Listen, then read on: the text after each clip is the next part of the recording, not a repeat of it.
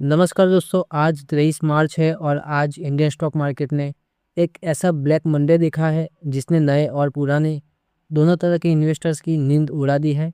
Sensex 1900 point down, Nifty 22,500 के नीचे और सबसे बड़ा शॉकर है चांदी यानी सिल्वर में 11% का मेगा क्रैश आया है। लेकिन दोस्तों, आज हम डेली अपडेट की बात नहीं करेंगे। रोज़ रोज़ वही लाल निशान देखकर लोग थक चुके हैं। आज हम बात करेंगे सबके दिमाग में हो रहे हैं 3 बड़े सवाल की। सबसे पहला है अमेरिका, ईरान, इजराइल की जंग कब ख़त्म होगी। दूसरा है निफ्टी का अगला बड़ा स्टेशन यानी बॉटम कहाँ है। और तीसरा है वो कौन सा सिग्नल होगा जो बता देगा कि अब बाजार पलटने वाला है। दोस्तों, आज का वीडियो एक डीप डाइव एनालिसिस है उन फैक्टर्स पर जो अगले 15 दिनों में आपके पोर्टफोलियो की दिशा तय करेंगे। लेकिन सबसे इम्पोर्टेंट बात, इस वीडियो के अंत तक आपको वो 3 गोल्डन सिग्नल्स बताऊंगा जिन्हें देखकर आप खुद पहचान लेंगे कि मार्केट अब पलटी मारने वाला है और रिकवरी कब शुरू होगी। इसलिए एक भी सेकंड मिस मत करिएगा और वीडियो में अंत तक बने रहिए। तो चलिए शुरू करते हैं। सबसे पहले बात करते हैं उन एलिफेंट इन द रूम की जिसने मार्केट को डराया हुआ है, यानी जियोपॉलिटिकल टेंशन। ब्रेकिंग न्यूज़ ये है कि डोनाल्ड ट्रंप ने ईरान को एक 48 घंटे का अल्टीमेटम दिया है। मुद्दा है स्ट्रेट ऑफ हॉर्मुज। दोस्तों, ये दुनिया का सबसे छोटा लेकिन सबसे इम्पोर्टेंट सी रूट है जहाँ से दुनिया का 20% तेल निकलता है।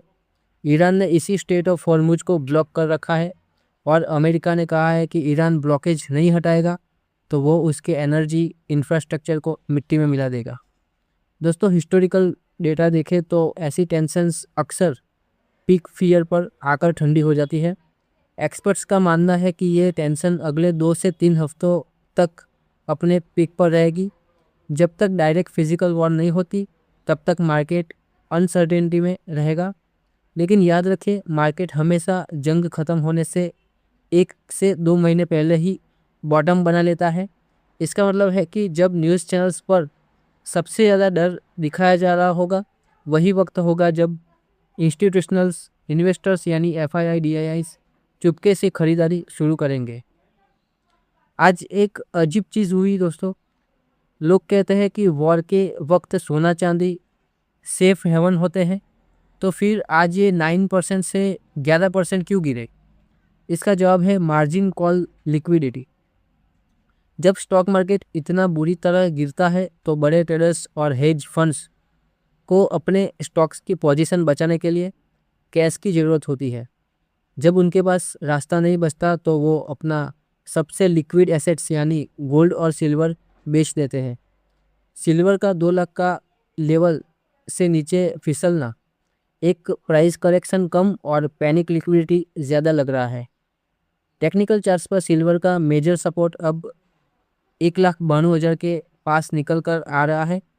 दोस्तों, सिर्फ सिल्वर ही नहीं, गोल्ड भी आज एक ऐसे मोड़ पर है जहां से पूरे मार्केट की डायरेक्शन तय होगी। आज गोल्ड में 9% का क्रैश आया है और ये 1,29,600 का लो मार दिया है। टेक्निकली देखा जाए तो गोल्ड के लिए 1,28,000 से 1,30,000 एक स्ट्रॉन्ग डिमांड जोन है। अगर गोल्ड यहाँ आकर ठहर जाता है और वापस 1,35,000 के ऊपर निकलने की कोशिश करता है तो ये पहला इशारा होगा कि इन्वेस्टर्स का पैनिक ख़त्म हो रहा है। क्योंकि जब इन्वेस्टर्स पैनिक में सोना बेचने लगे तो समझ लीजिए कि डर अपने आखिरी स्टेज पर है। आइए अब बात करते हैं उन नंबर्स की। निफ्टी 50 ने आज 22,500 का लेवल तोड़ दिया है जो एक बहुत बड़ा साइकोलॉजिकल सपोर्ट था। अगला बड़ा सपोर्ट 22,200 और उसके बाद 21,800 से 22,000 की रेंज में है। अगर ग्लोबल न्यूज़ और ख़राब होती है तो निफ्टी 21,800 टच कर सकता है, जो इस पूरे बुल रन का एक मेजर गोल्डन रिट्रेसमेंट जोन होगा। जब तक निफ्टी वापस 22,850 के ऊपर डेली क्लोजिंग नहीं देता है तब तक हर बाउंस पर सेलिंग का खतरा बना रहेगा। दूसरा है इंडिया विक्स। आज इंडिया विक्स 18% जंप करके 27 पर पहुंच गया है। जब तक विक्स 20 के नीचे नहीं आता तब तक मार्केट में स्विंग्स आते रहेंगे। वही हमारा रुपी 94 पर है। प्रिडिक्शन ये है कि आरबीआई जल्द ही मार्केट में इंटरवेन करेगा ताकि रुपये को 92 से 93 की रेंज में लाया जा सके। अगर रुपये संभलता है तो हमारा आईटी और फार्मा सेक्टर सबसे पहले रिकवरी दिखाएंगे। अब सवाल यह है कि कहाँ नज़र रखें और कहाँ से दूरी बनाए रखें। क्रूड ऑयल का $113 के पार जाना बैंक्स के लिए बैड न्यूज़ है, क्योंकि इससे इन्फ्लेशन बढ़ता है और इंटरेस्ट रेट्स गिरने की उम्मीद कम हो जाती है। दोस्तों, वीडियो के आखिर में सबसे बड़ा सवाल यह है कि बाजार पलटेगा कब। ऑब्जर्वेशन ये कह रही है कि मार्केट फिलहाल टाइम और प्राइस दोनों का करेक्शन कर रहा है। 2026 का ये क्रैश किसी फंडामेंटल प्रॉब्लम की वजह से नहीं, बल्कि बाहरी टेंशन की वजह से है। इतिहास उठाकर देख लीजिए दोस्तों, चाहे 1999 का कारगिल हो, 2008 का रिसेशन हो या 2020 का कोविड हो, मार्केट हमेशा डर के पीक पर ही बॉटम बनाता है।